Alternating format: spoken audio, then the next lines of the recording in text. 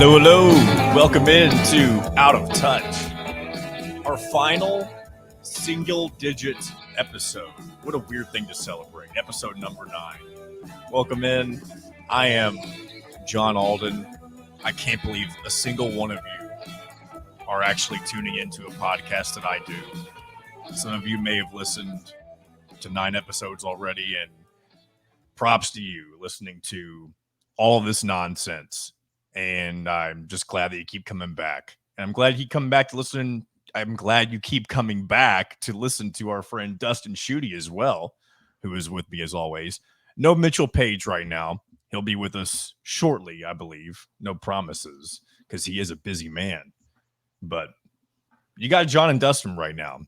And if you're on YouTube, we also have a working in progress background, trying to look a little more, I don't want to say official or professional, because this podcast is anything but that.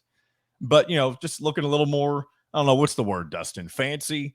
This may not look fancy, but maybe it's something like that. I don't know what the right word would be. A professional would be the thing that came to my mind, but, you know, it's our own little thing, like authentic. We're moving up in the world, right? Like, I know we talked about adding different things to the show, and this is, I guess, a small step in adding something. And I do remember mentioning that I want to do the voicemail stuff. I wanted to have that set up by the end of the month. Well, we're at the end of the month, and you know what? Being an adult is hard sometimes. Well, yeah, and it's not that I'm neglecting it. It's one of those things where, and we talked about burnout a few weeks ago. I am so bad, and I don't say I'm bad at managing my schedule, because I feel like I am a fairly organized human being, but I do bad at prioritizing things. And this thing will, once I get in a different, I guess, better kind of rhythm, you know, more in touch, I guess, if you want to speak like that, then we'll get that stuff. We're definitely going to, let me go and put it this way. So I'm going out of town next week, going to be in North Carolina with my wife and her family. I'm trying to give myself a deadline when I come back before the episode that will release afterward to have it ready by then, which will be the very beginning of October. So, because I know I've talked about we did the scary story episode way back at the beginning, and we're going to revisit that. And I also want to ask, I want other people to be able to interact in other ways too. I want to be able to hear, like, if we're, like, for example, I'm going to talk about my experiences at Louder Than Life here in a little bit, which was this past weekend. And I've got I don't want to say that I've got like the best stories ever, just because I feel like it'd be hard to have a claim of something like that. But I saw some things, I heard some things, I experienced some things, and I'd love to hear what other people have also experienced at, you know, music festivals, concerts, because you never know what you're going to see depending on, you know, what the event is. Some events are better people watching events than others. I've heard people say that, like, state fairs are prime people watching type events. And Yep. I've got to say, Louder Than Life in Louisville, Kentucky is without a doubt the greatest people watching event, at least in my area. And I would go as far as to say it's probably one of the better people watching events in the United States, because it is the largest rock music festival in the United States as well. So we'll get into that here in a little bit, but I think any large concert. So I went to this thing. I don't know if this is still a thing or not, but when I was in college, I went to what was called Country Concert at the time, just Country Concert. It's in Fort Loramie, Ohio. And it was, I think, Thursday, Friday, Saturday, Sunday. And you had a headliner every night. I think the headliner on Sunday was at like 4 or 5 o'clock in the afternoon or something like that. So that way, you know, you could get back home, and it usually was like the least popular of the 4 headliners. But yeah, you would just go to this giant like grass area where the stage was, set up your chair or your blanket or whatever, and you'd listen to country music all day. At the end of each night, they would bring in those bobcats and like just scoop all the beer cans and food and trash into a pile. I don't know how much recycling was done, but we could have saved a whole other planet. There were people taking showers in the car wash across the street. That's awesome. I love that. That's I'm great. dead That's great. serious. It was a bunch of there was a bunch of like RVs, campers, tents. Like it is just a drunken mess for 4 days. So I would put that up there. I think any major concert where it's a multi-day event probably fits that category. Also, the Indianapolis Yeah. 500. Yes, and that is something. Even though I lived in Indiana for 11 years, it was the first 11 years of my life. I never, as a kid, made it up to the Indianapolis 500.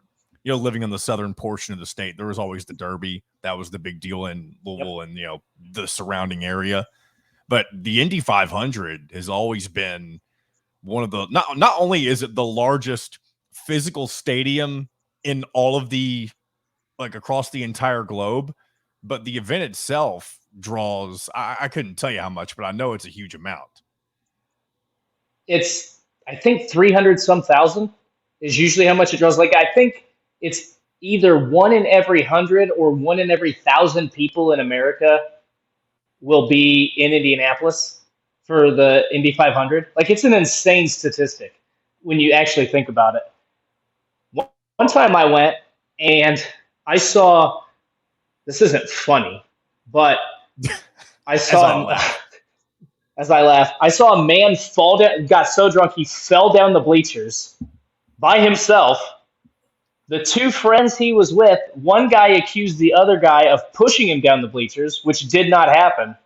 And so a fist fight then ensued between those two guys.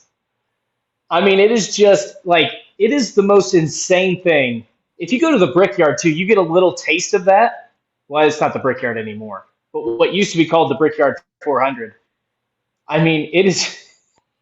I need to know if this is a common thing at like all racetracks, all like major racing events, because like you see the clips and stuff at NFL games or MLB games where there's fights in the stands and it's just like people being ridiculous and stupid. But it seems to be magnified at the Indy 500 because I'm guessing just because there's 350,000 people there. Yeah, and when you involve large amounts of alcohol consumption in anything, you're going to Yeah. have people who are irresponsible or they're not used to drinking that much. I mean, and I'm not saying if you like to drink and you can do it responsibly, do whatever you want, but for those who can't, like that's the problem. That's when you get into fights, and that's whenever you may hurt yourself or have you know Well, here's the problem though, John. The people that can't drink responsibly are typically the people that think they can drink yeah. responsibly, and therein lies the problem. And why you have people just rushing onto fields, attacking players, and doing, naked cartwheels across football fields and baseball Naked diamonds and all cartwheels. that stuff. It's just crazy. Yeah. Yeah, so there you go. I'll go ahead and get into the louder than life stuff. I was hoping Mitchell would be here for this part of it, but maybe he'll jump in and we can share it then. But or he can You he could can jump into surprise the them. conversation when he gets here. Yeah, but I'm gonna go ahead and start off with this. I love Louder Than Life. It's a wonderful festival. The people who put it on are super wonderful. They do a great job at it's just very well organized. Like even though it's 4 days of chaos in a sense, it's organized chaos. Like nobody's getting hurt. Like I always compare this type of thing to the Woodstock thing in the Netflix documentary. And I know I Yeah. know it's not known from the Netflix documentary, but Woodstock 99 was a complete disaster. This is if you did this the right way on a smaller scale as well, because people come from all over, not only the United States, but several different countries. I talked to somebody from Brazil, England, Oh, wow. and it's yeah. So you see all sorts of different walks of life, and people come dressed in manners that you would not normally see, and not just talking about half naked people. They're in costumes, and there's just all sorts of exotic things that you see, and it's very judgment free. It doesn't matter who you speak to. They don't. I'm the kind of person that goes to these things. Like I look very like I would stand out because I'm not the typical human being that I don't do the cosplay or that kind of thing. I think I said it. Did I already say this on the show? I'm the kind of person who would be sitting behind the merch stand at Three Doors Down. That's what somebody You described me did as at one time. Did I say you that did last say week? that. You Yeah. And did. Yeah. apparently I'm now wearing it as a badge of honor, considering I'm repeating it again.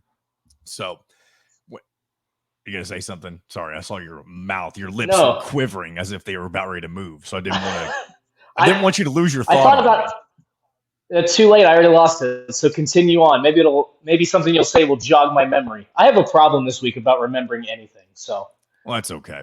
But anyway, there's several things I was educated on. So on Friday, I went to the festival with my brother and a few of his friends, and I learned. Are you familiar with what a pasty is?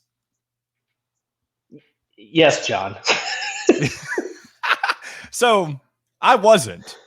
I don't know if that surprises you or You not, but I heard them how using the t- term pasties. Go ahead. now? Okay, how have you not ever heard of that word? How do you Well, not know what it's not this that I've is? not heard of the word. Like it's not. Okay, but you didn't know It's not. what I've it never heard it was. used. If let me put it this way, if I had heard it used before, I'd never really given it any consideration. Like, oh, what are they talking about? You know what I'm saying? Okay. I guess I've never Yep. had the proper context, so I learned what pasties are, and I guess I don't need if you don't know what they are, like I didn't, you can look them up and figure it out for yourself. But there were several I iterations of pasties going on at Louder Than Life. I'll just say my my recommendation would be to not Google it. that, even if you're curious. Yeah. Uh, I mean, I guess you could, but make sure no small children are around. Another thing that was weird. I've mentioned before that Limp Bizkit was going to be at the festival, and he was. And I say he. I don't know why. Anytime I talk about Limp Bizkit, I refer to it as a he. Limp Bizkit is not a he. Limp Bizkit is the band. Fred Durst is the he, the lead singer, Fred, rapper, whatever you want to call him. Fred, yeah. So he comes out during his set. He played at 6:30 on Friday. And again, I just did it again. They came out for their set on Friday at 6:30, and off the bat, things are off the Wait, wall. No, they're wait, off the what? wall. Okay, but what does Limp Bizkit technically classify as? Are they rock? Are they rap? Are they rock rap? They're new. They're Rap they're rock? under the genre, and this is me being the music elitist. Well, hopefully it doesn't come off that way, but it's new metal, like NU, which is a genre that was popularized by Korn, and a lot of those bands from that era. It combines a lot of rock, metal, and rap, and it's this it became its own category. I don't know who actually came up with the name, but it's under the umbrella of new metal in bands such Okay. as Papa Roach, Disturbed, Linkin Park. All of them kind of fall under that same new metal category in a sense. So that makes sense to me, but all of those bands, except for Limp Bizkit, would be to me like rock, like heavy rock, metal, something in that category. Like Limp Bizkit feels like it's its own kind of thing. I'm not And it disagreeing is. with how they classify themselves. It's just kind of they're just kind of a unique, I don't know, entity. And you're not wrong. You're not wrong about that. I almost want to call them a gag band just because in this, they kind of showed it for themselves during their performance. They don't really take themselves seriously to the point to where some people just kind of thought the performance was horrible.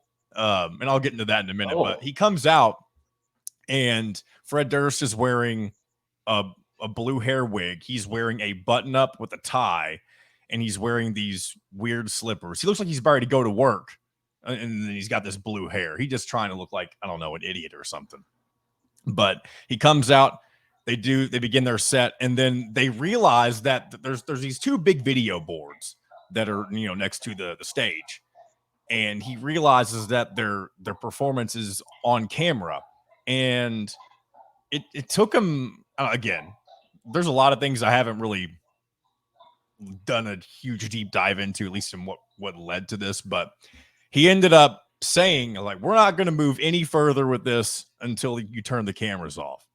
And so I guess once the people who were producing the show realized he wasn't kidding, they turn off the cameras for the video boards and they do the rest of their performance, without the production cameras. Of course, a lot of people thought that led to lip syncing, which I don't think that they lip synced, and it wouldn't matter if they did.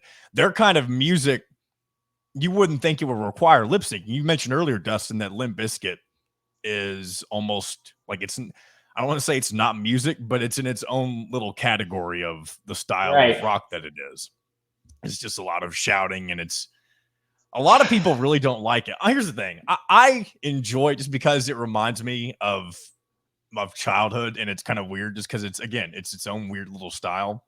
But one thing about it, the crowd that was up close for, which me and my brother and his friends, we got really close for just because we wanted to be a part of the Limp Bizkit experience. That's to me, if you showed up to watch Limp Bizkit at that festival and you're just watching from behind and you're pissed off about the cameras being off, you're not going to enjoy it regardless because the music itself, if I'm being honest, it's not super appealing. It's not super. It's not like I've already said it 2 or 3 times. I feel like I'm being a broken record. It's is it even really music? It's more about being a part of the live experience and being in the middle of it, the thick of it, moving around with people. I wasn't throwing any punches, but just doing all the jumping around, the mosh pitting, that kind of stuff. It was fun, but it is absolutely the roughest crowd I've ever been a part of in my entire life. Everybody who was up there at the front was there to see Limp Bizkit, and they were there to, I don't want to say hurt people because I don't think anybody truly, had to go to the hospital or anything. But there were some busted faces. There were people falling on the ground, and it was a little violent.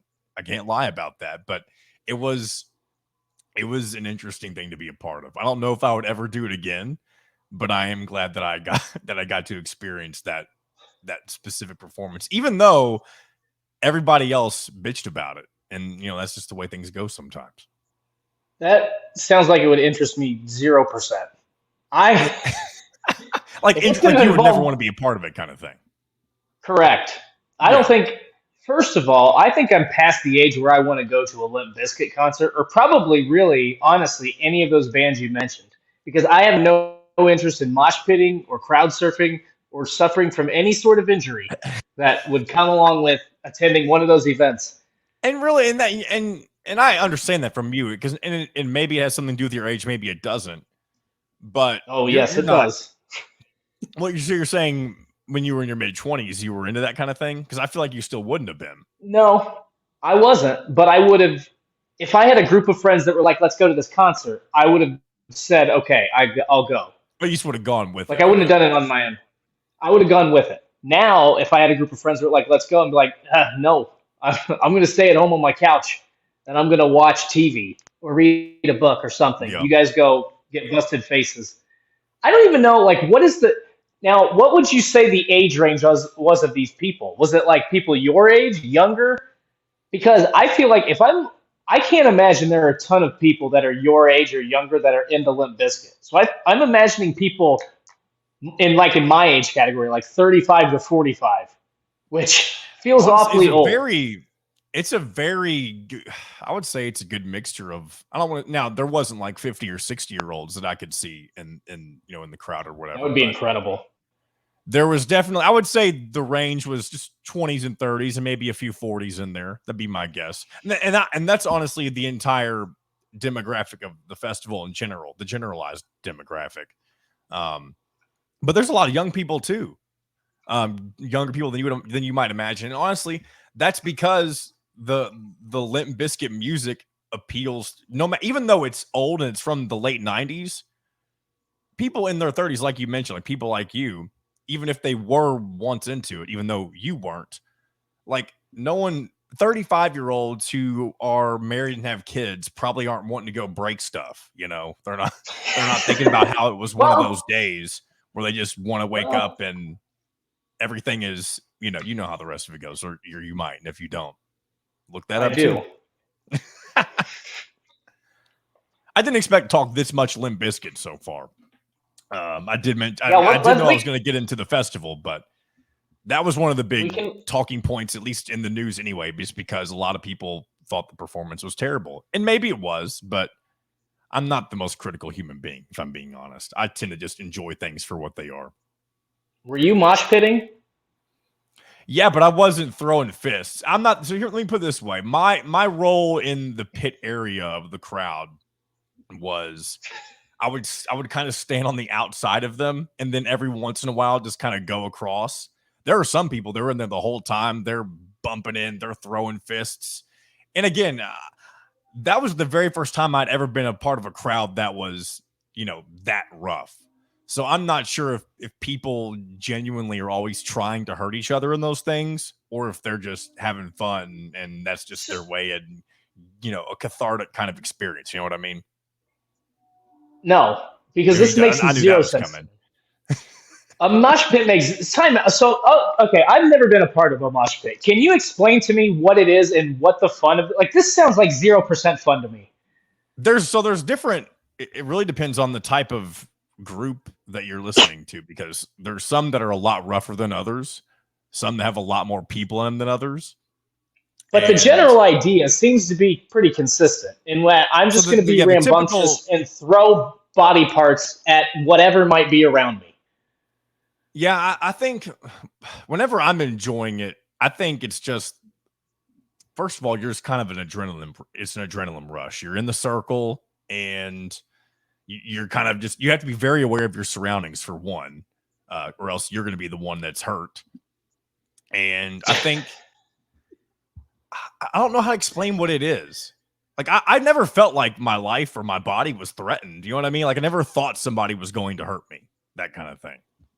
But I'm also Well, very maybe aware of not one myself, and I on don't put one. myself in those positions, Not like I understand, like, you're not going to get into a fight probably with somebody one on one. But I feel like it would be like going into one of those. My thought of one of these things is like if you go into like one of those car washes, where it's got like the different thing, like you're gonna get hurt. Yeah. You're gonna get hit by the I don't even know what they're called. The droopy down things, like Yeah. the noodles, the spinny Yeah. things. Yeah. Like you're just gonna get, if you were to go through that as a human being, you're gonna you're gonna get, there's gonna be a lot of pain. Like that's what I imagine a mosh pit is like a human version of a car wash type situation. And I think that's actually a pretty good that's a pretty good description for on the spot, for real. Thank you. I honestly think what it is, because whenever I was younger, I thought it was terrifying as well. And some of them probably are a lot more terrifying, especially if you're listening to like death metal, which I don't. But I think really what it is just the thrill of it. I think it's just one of those things, like if you want to get your adrenaline pumping and you're into that kind of music, then it's for you. And Dustin, you're not the kind of person who would be in one of those things. I'd love to see how you react for 5 seconds in one of them, but I'll tell you how I would react. I would look for the exit. I would run. I would run away. Well, there you I'm go. not I interested. want to get into a couple other things too. So one of my buddies, or one of my brother's buddies, well, and I was friends with them. I'm friends with them too, but they were using one of the porta pots. And I know I mentioned last week, the nervousness of being, in a big line for that kind of thing. So he's a friend of ours. He's in this line for the porta pot during the show, during the late part of the day. And a woman comes out right before him and had fished out her phone that she had dropped inside the toilet seat. Yeah. And, was looking for the hand washing station, try to rinse it off. I don't know about you. That phone would be gone. My brother. Yeah. My brother said this. He's like, that's it. If the phone's down, if the phone's down the toilet, I'm just leaving it there. I can get a new phone. Yeah. Cut my losses on that one. Why even risk it in a porta pot? My phone is secure in my pocket. I'm good for 2 minutes or however long I'm in there. Probably not even that long. I'm good. Because you know what happens. What I'm sure they were just, and I don't know if they were sitting or standing or whatever they might have been doing, but a little slip up, there it goes. Have you ever dropped your phone in the toilet at all? I have not. Usually, I'm not on my phone. I don't want to risk it. I don't know. I don't think it can wait. It can wait. Like in hot tubs or pools and stuff briefly, but it's never a hot tub. Yeah. What's so shocking about dropping in a hot tub? Hot tub? What were you doing in a hot tub? Hot tub time machine? I've never seen Hot Tub Time Machine. I haven't either. Honeymoon? Or do you just go into a hot tub whenever you want? No, I just mean in the past, like if there was a I don't know a public pool on vacation and there was also a hot tub, like those kind of things. I can get it. I can dig it. Are you a hot tub kind of guy? Not by myself, no. I feel like, look, okay, maybe this is going to be judgmental. Maybe it's not. I feel like, all right, I'm going to only give you one of my thoughts on these. The other one might be not so good. So, my only thought that I'm going to give to you on this is there anybody on planet Earth creepier than the guy alone sitting in a hot tub? Like in a public hot tub? There's nobody, like, if you have your own, like, okay, so I've been to log cabins in the mountains on like a getaway by myself. Nobody else is in the house. Nobody else is around me. Nobody else can see me. I'll get into that hot tub because it's just me. Nobody has to see me. But if I'm at a hotel and there's a public pool and there's a lot of people around and I'm the only one in the hot tub, I feel like that's creepy. Yeah. See, I have in my mind, like when you say creepy person in a hot tub, like I have in my head the description of what that would look like. But just if it's just your average Joe sitting in the hot tub and they're just on their phone, I don't know, waiting for somebody, I don't think that's creepy, but maybe I'm wrong. I'm also a very naive human being, so I would probably not see a lot of things coming. I also tend to overthink things. So maybe I'm just overthinking this. I overthink, but not in like live situations with maybe that's untrue because it depends on what it is, but I overthink to specific stuff, but as I mentioned earlier, I'm very naive to a lot of other things. Maybe that comes with my age. Maybe I'll eventually learn to not be so naive, but I don't know. It is what it is. No, I mean, naivety just comes and goes. Sometimes things go way over my head. I have a lot of life experience. Yeah. And still, I'm pretty naive on stuff. So you're good. One last thing I want to mention. One last thing I'm going to mention about the festival, just because I do want to talk about a good thing in that, and not that it was bad. Just wanted to share the stuff that was talked about, obviously, and not that the phone falling in the toilet was a news story. That was just a personal experience. But the on Saturday I went as well. I went Friday and Saturday. The headliner was Avenged Sevenfold, and probably one of the more fun performances I've ever seen. And Dustin, I know you don't have to share your thoughts on this because I'm sure you don't really have any on Avenged Sevenfold. But one thing from that experience, even though it was fantastic, this is day 3 of the festival, right? So you've already had not 76 full hours, but 3 days of people going hard, a lot of people probably drinking and not staying hydrated. They had to stop their show 3 times because of people either passing out or getting injured because they, aren't taking care of themselves. Ooh. It was so at the very beginning of the show, for the first few songs, I was near the front. My dad with me on Saturday, and he was up there with me too. And it was like he was wanting to experience what it was like back when he was younger. Like he wanted to get up close. He wanted to have a good time, and I was all for it. But once things started getting a little Limp Bizkit-y, if you will, not quite to that extent, but rambunctious, getting that way. Yeah, rambunctious. Once they had to do the second medical situation, which was almost immediately after the first one, I was like, we're going to the back and we're just going to watch it from the back, which was, I think it was a good decision just because you never know. You don't want nobody getting hurt. I didn't really want to be caught up in it again. I had my fun the day before. And later on in the show, on the last song they were performing, in the middle of it, they had to stop again for an injury, which made it very anticlimactic. But it was, again, when they were performing, one of the more fun shows I've ever been a part of. So shout out to Avenged Sevenfold. I'm sure Matt Shadows is watching this podcast, and I'm sure he's very happy to hear that I was enjoying the show. He's very excited. Yeah. Yes. Shout out to you. That he got the out of touch seal of approval. So. I have heard of Avenged Sevenfold. Could not tell you probably one song. Maybe I could. I don't know. What's your favorite guilty pleasure? Because I know you're into more of like, I don't want to say, and maybe I'm wrong. Correct me if I am wrong. You're Yeah. more of a, I hate to say country, but like an Americana, like acoustic type of music where it's more just like it adds to the environment that you're in, kind of thing. Like it's more Yeah. like ambient music. So that's a good point. So I think setting is very important in how I listen to music, like my surroundings.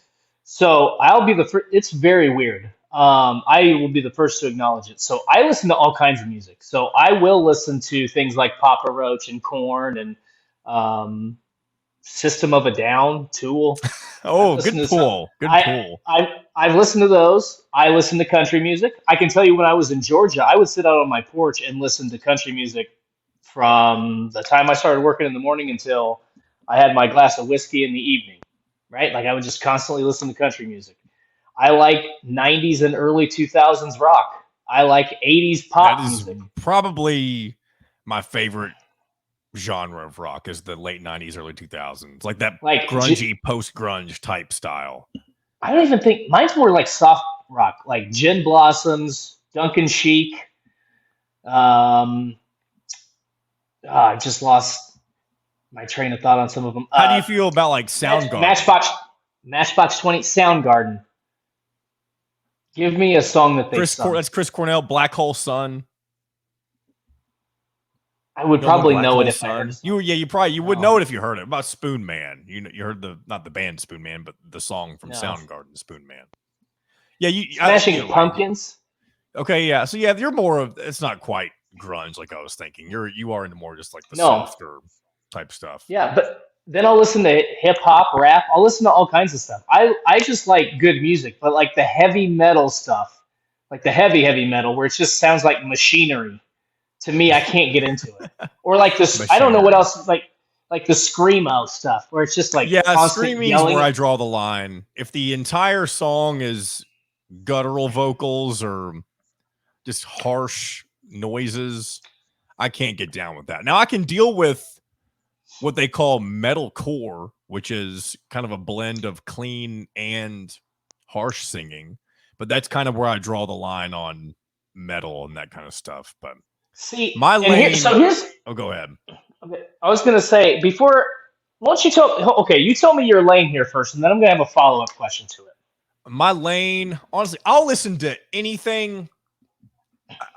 Let's just say stick with rock because that's obviously the main thing I listen to. I will listen to country, I'll listen to pop, I'll listen to rap in a very minimal sense. But when it comes to rock music, I'll listen to anything if it has a good melody. If like it doesn't matter how heavy or soft it is, if the singer can sing, then I'll probably listen to it. That's really what it comes down to me. I have a very wide range of things, of bands and styles of rock that I like. That's why I like going to these festivals because you see pretty much everything. And yeah, there is a certain lean in certain areas, but I'll listen to all styles of rock. I'm not just going to listen to new metal or any specific style of it. I'll give me all of it. So, are there songs? So, this is a lot of how I live. I don't want to say live my life. That sounds a little bit maybe too dramatic. But there are songs that will tug at my emotions or make me remember certain things. Like, do you Oh have yeah, those songs? Because there are certain songs I can name. I could probably name a handful of songs that I can associate with different life events or yeah. certain days or something like that. Like, can you think of any song off the top of your head where it's just like, Specific bam? song, man. So it's man. I don't know if I have it off the top of my head. It's tough. And if I do think of one, I'll mention it. But for So me, like, when I think of like a nostalgic music, normally for me, it normally comes back to like a specific like guitar riff.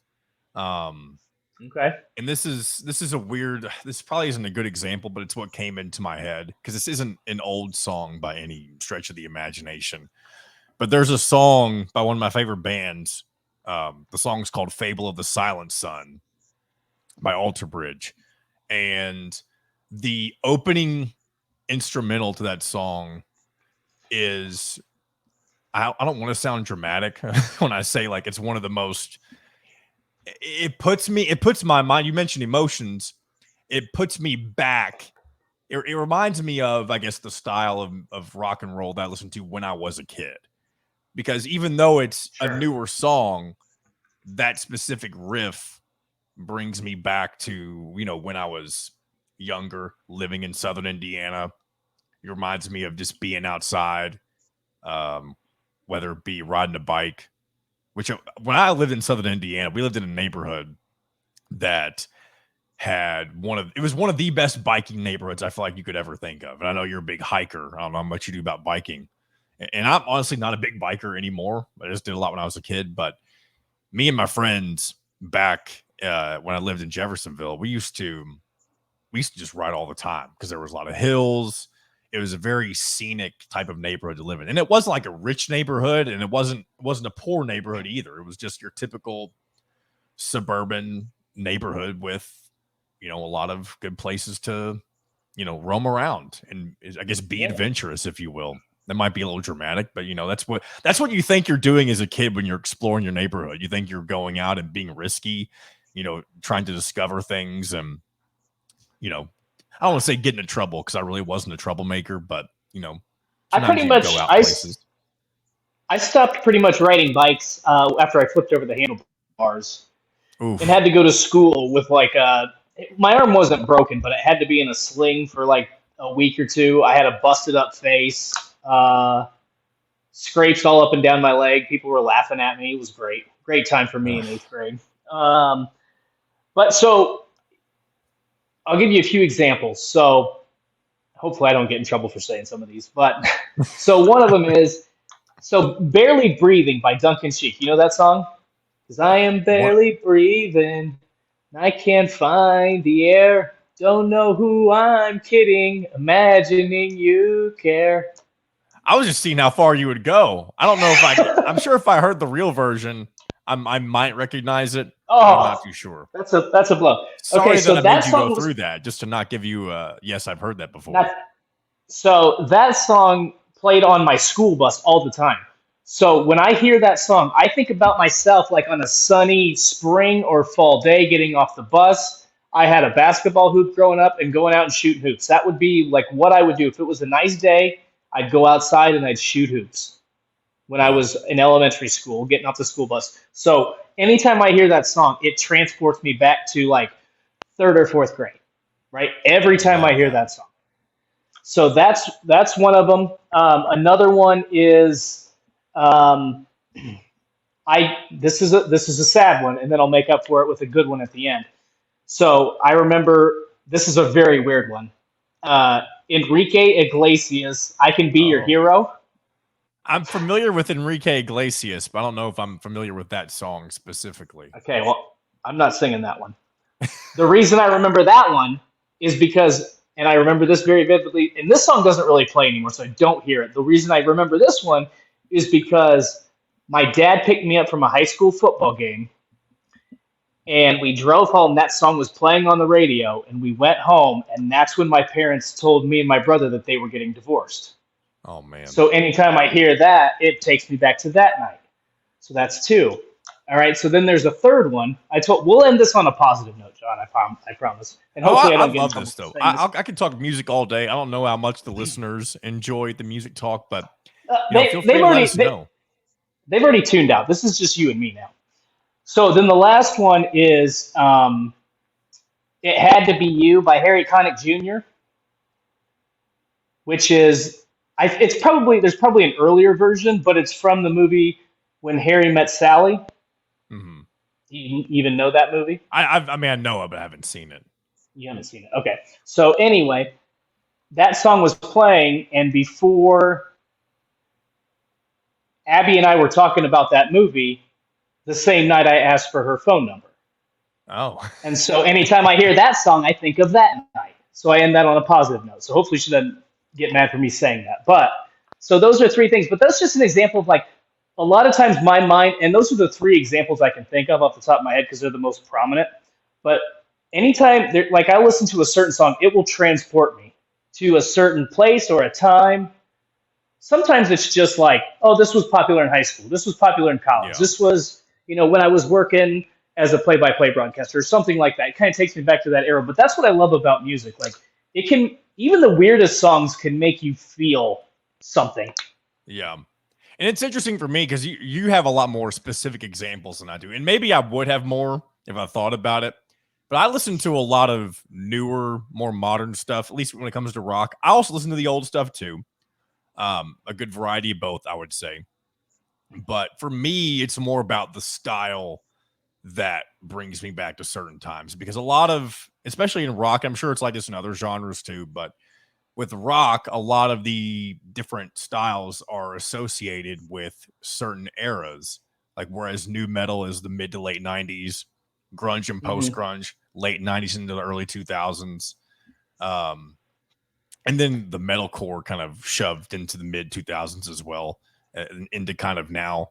I don't even really know what kind of era of rock we're in now because there's all sorts of stuff going on. A lot of throwback styles that newer artists are trying to bring back, which I'm in favor of. And I think that's why the newer stuff that I listen to reminds me of just, what was current back when I was a kid. And that's so the style for me, I think, is what brings on the nostalgia more so than Sure. specific songs. And I have songs that bring me back to like a few years ago, but to me, like that's not enough. I mean, yeah, anything can transport you back. I don't know. I think I was just trying to think of more along the lines of like what you were thinking of when you were a kid. Because like when I listen to any Alter Bridge song, like I mentioned earlier, it takes me back to college because that was like my college band. I was Sure. really into them. Um, and just whenever I listen to things for the first time, like that marks the sometimes that's the occasion. So there you go.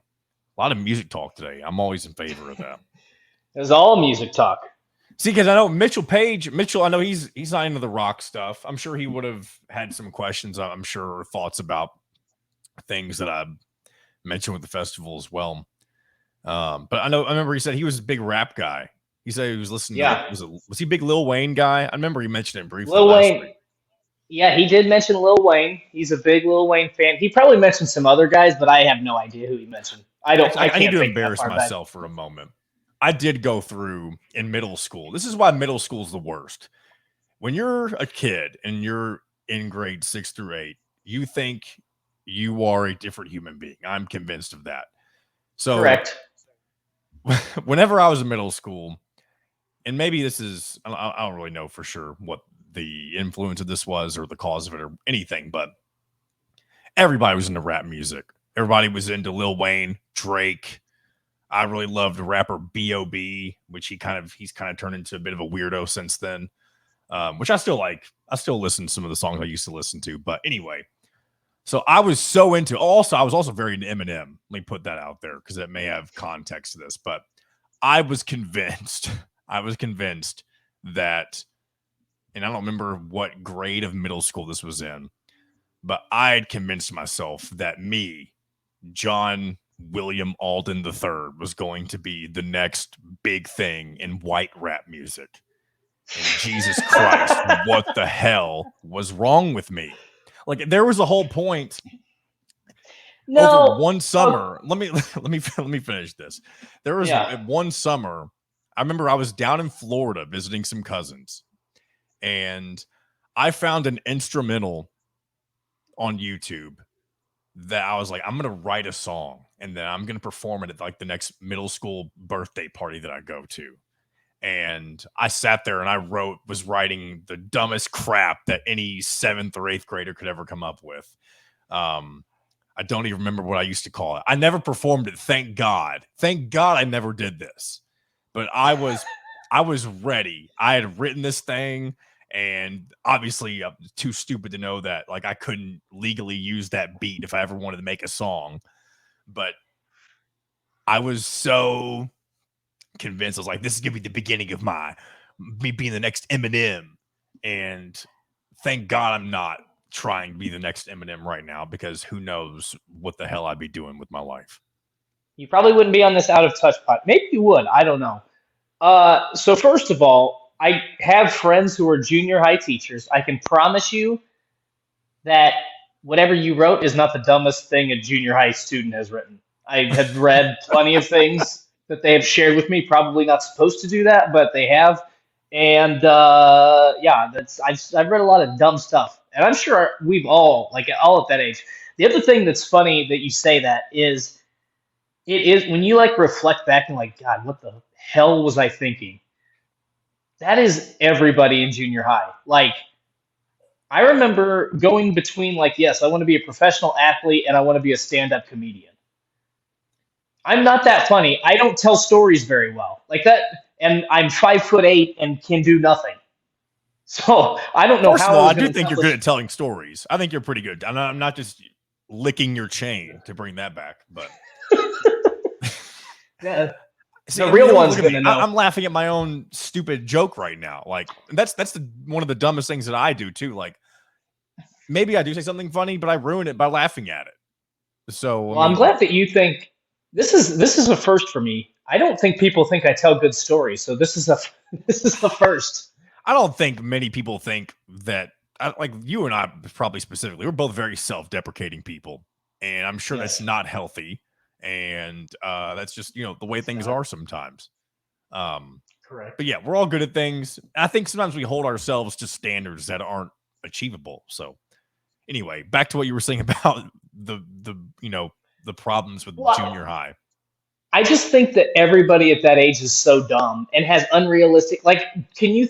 There, I'm sure that there's a handful. I'm sure that there's like 5% of junior high kids who have their shit together and know what they want to go into and what it takes. But I remember one of my friends suggesting he wanted to be a fire truck when he grew up. Be a fire truck. Like, like Now, he did told he? that to the Now, junior high what age? counselor. This was in junior high, so sixth through This eighth. was This was in junior high. Yes, it would have been like eighth grade. And it was the junior high counselor. She was like, all right, what does everybody want to be? And I swear to God, first of all, the only people that had like a level head were the kids that wanted to go into agriculture and actually like knew what it was, what it took. So they were had that, but the rest of us were like, yeah, I'm going to be a comedian. Yeah, I'm going to be a race car driver. And then the kid was just like, I want to be a fire truck.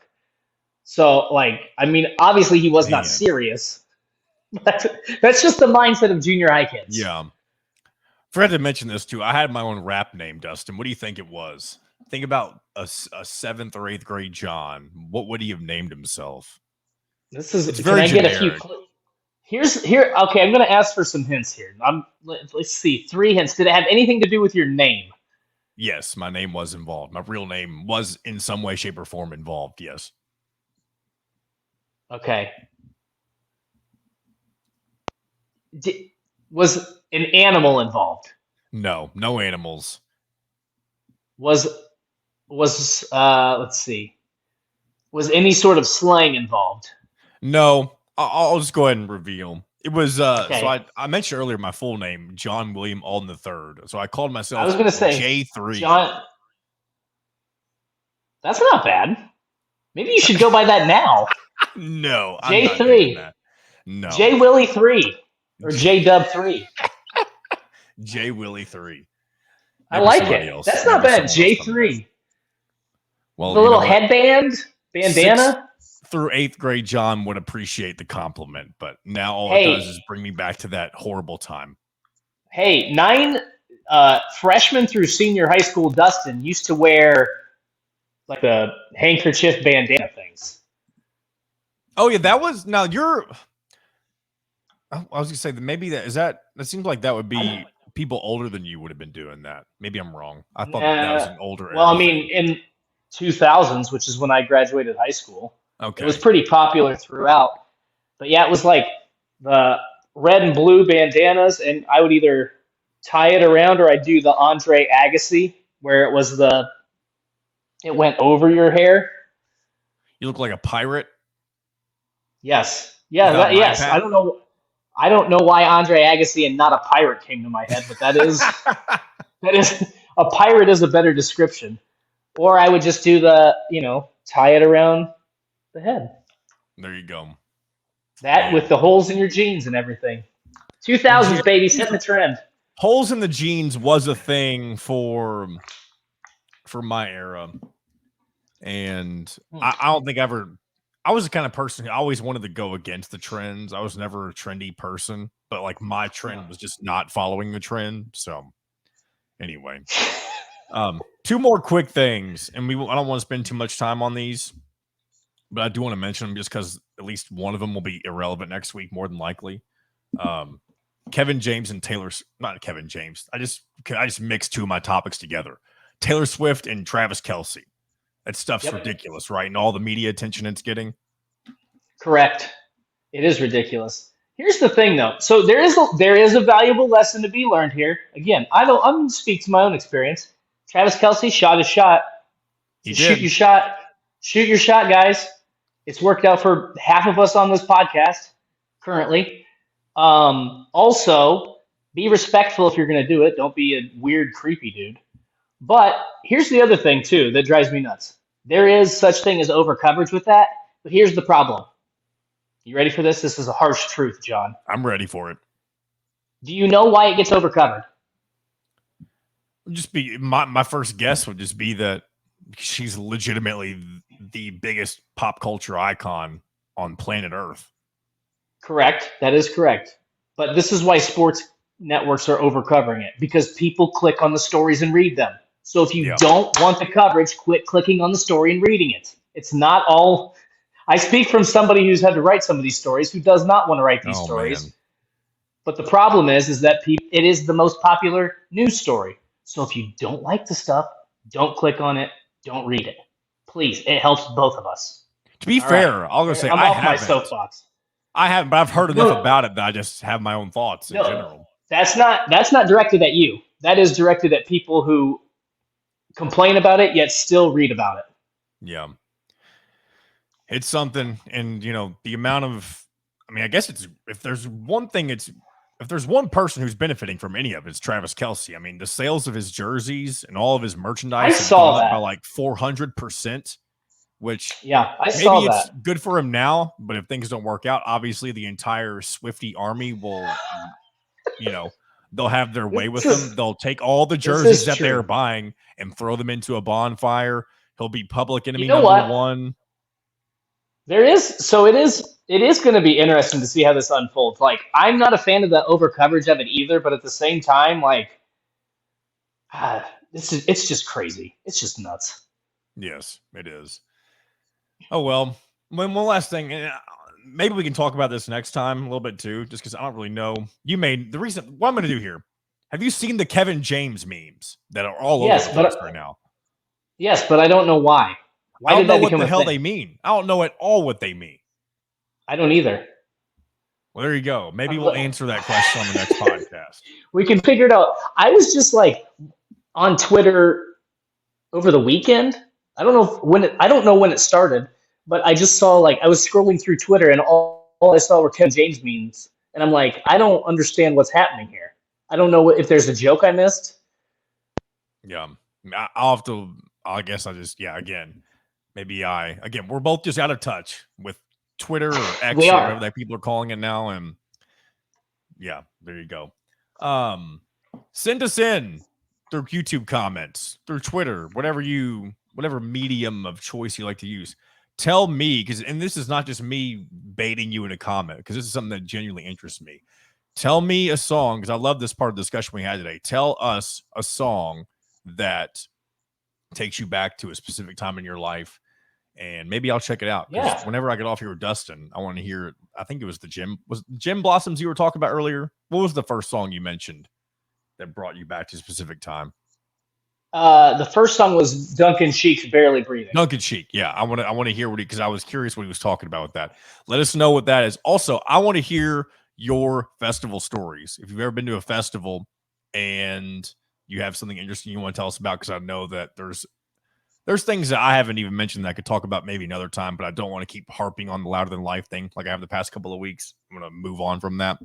But feel free to share both of those things in the YouTube comments. Also, once I do get the Google Voice mail thing set up that I want to do, I'll let you know what that number will be so you all can share those. Because what I want to be able to do is, once I have it set up, I'll be able to air your voicemail on here, and then we can react to it and talk about it there. I've heard that done on a lot of other podcasts, and I've always thought it's fun. And hopefully those of you who listen to this will think it's fun as well. And if you don't, then we'll figure something else out. So there you have it. Also, if you like talking about football and listen to us talk about football, be sure to check out Indiana Football in Review on Hoosier Illustrated. It goes up every Monday. Me, Dustin, and Mitchell, mostly Mitchell, or I should say mostly Dustin and Mitchell when Dustin's there, but mostly Mitchell. He is the former player after all. He gives his thoughts on Indiana Hoosiers football, and my goodness, things were a disaster this past week, at least a near disaster. You could say it's a disaster whether they won or not, I guess, but things were bad against Akron. So if you're into that, go ahead and check that out as well on Hoosier Illustrated, either on their website or you can go directly to their YouTube page. And yeah, you can listen to all of the rumblings about that. So thanks again, as always, for listening. And we'll talk to you next week. I hope we'll. I always forget the outro that your friend wanted us to play, Dustin. And I know I'm being very meta by bringing it up, but you know what? It's okay. I don't have it with me, but I'll bring it up next time. We'll talk to you next Wednesday at 12:30 or whenever this thing releases. So we'll talk to you next time.